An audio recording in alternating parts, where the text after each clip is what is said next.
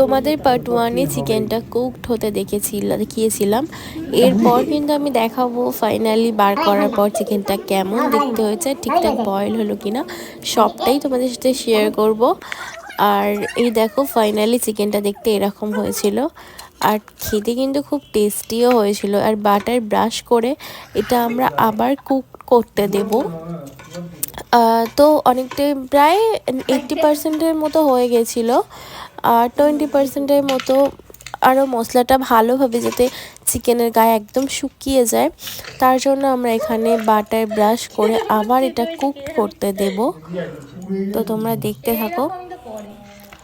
দেখো বেশ সুন্দরভাবেই কিন্তু বয়েলড হয়ে গেছে। এরপর আমরা এটাকে আরেকবার কুকড করতে দিয়েছিলাম।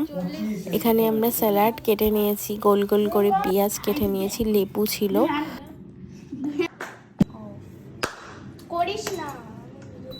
ফাইনালি এটা হয়ে গেছে। এবার আমি এয়ার ফ্রায়ার থেকে বের করে নিচ্ছি চিকেনটাকে।